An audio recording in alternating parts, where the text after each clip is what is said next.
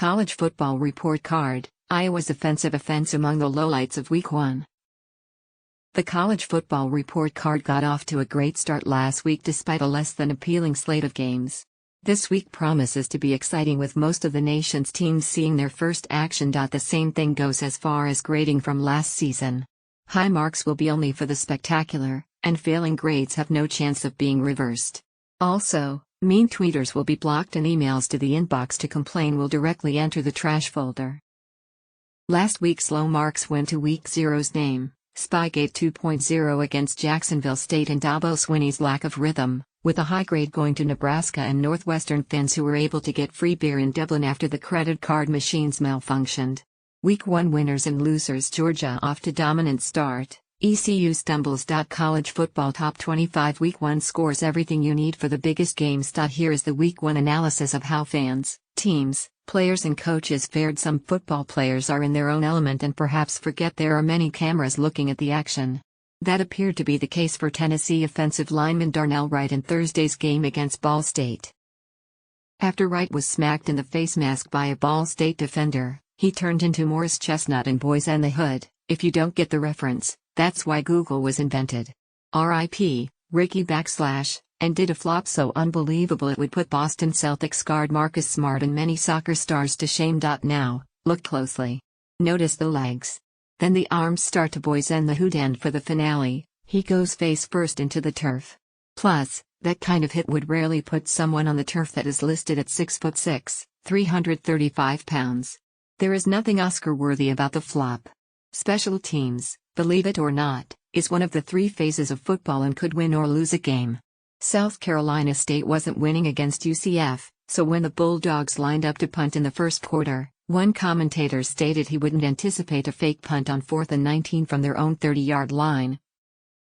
Well, SC State punter Dyson Roberts was seconds away from getting drilled by the punt block team and took off, but then inexplicably punted the ball after he was 12 yards past the line of scrimmage. If you are confused watching, so are we, the broadcast booth quipped. Roberts' day got worse from there.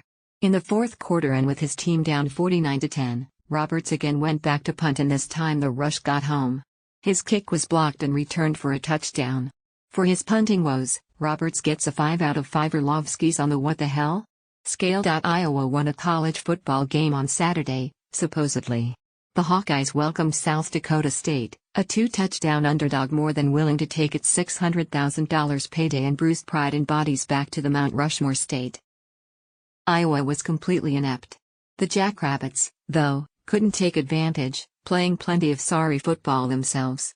The 7-3 final score, 2 safeties and a field goal for Iowa, evoked memories of leather helmets and grainy football highlights. The teams combined for 21 punts, 286 total yards, just 7 third-down conversions, on 33 attempts, and they each averaged less than 2 yards per rushing attempt. Oh, and neither team had a drive longer than 4:45 in 31 possessions. It got so bad the game went from one of the greatest traditions in college football, Iowa fans waving to kids in the children's hospital, to fans booing their beloved Hawkeyes off the field. High grades this week go to North Carolina State running back Damisu Mukuebe, who literally goes through the whole East Carolina team before he is tackled short of the goal line. The defenses of North Carolina and Appalachian State, who didn't play defense but were out there anyway, especially in the fourth quarter when the Mountaineers scored 40 points and still lost. It takes effort to be that bad. And Florida quarterback Anthony Richardson for pulling out his bag of tricks with a fake jump pass on a 2-point conversion in the fourth quarter against Utah. Now back to the game. Not sure how this one even ended up on the schedule, but the Black Bears took their crew to Albuquerque, New Mexico, to face a team that has won 13 games in the last 5 years, including a 3-9 campaign in 2021. The teams had never faced each other in football, and hopefully we will never see this matchup again. There isn't much of a silver lining for the Lobos, except maybe 3+ hours of extra practice time, as they coughed up $350,000 to host a team from the Colonial Athletic Association. New Mexico did win at least, 41-0. Maine will continue to collect those Benjamins as it plays Boston College on September 17.